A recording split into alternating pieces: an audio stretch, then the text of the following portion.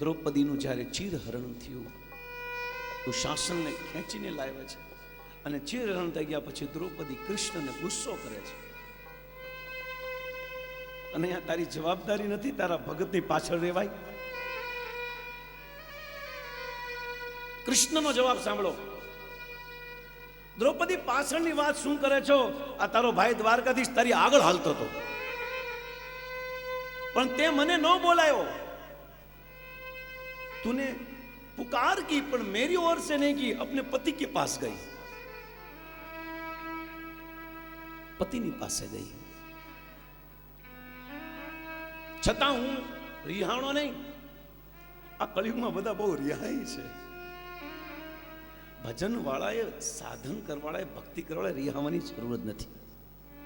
અને રિહાવ હોય તો ભજન ન કરાય, કારણ કે રિહાવા વાળા ભક્તિનું અપમાન કરે છે. શું કોની સાથે રીસાવું છે? તમે કોની સાથે રીસાવો છો? કૃષ્ણ સાથે રીસાવો છો. આ તો નશ્વર શરીર છે, ટેમ્પરરી નામ, અટક ગામ આપી લીધું છે, એની રિહાવો છો તમે. એની નથી રિહાતા, કારણ કે એ તો ઓલરેડી મરેલું છે.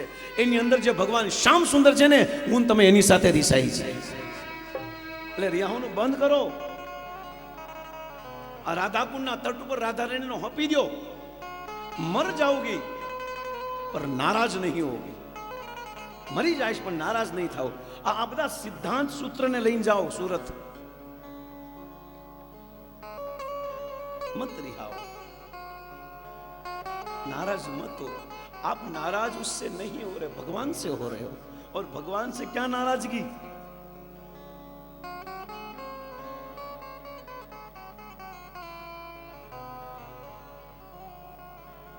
इसलिए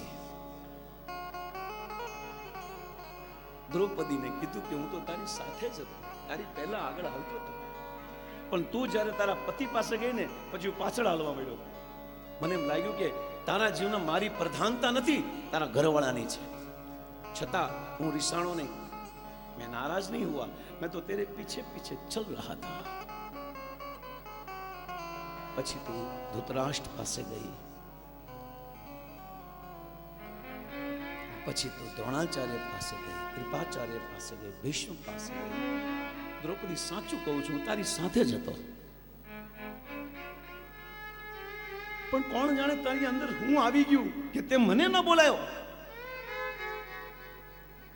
ગોપીઓની અંદર આ જ વસ્તુ આવી ગઈ.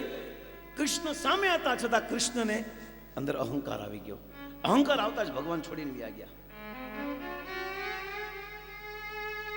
અભિમાન આવી ગયું, છોડીને ચાલ્યા ગયા ભગવાન.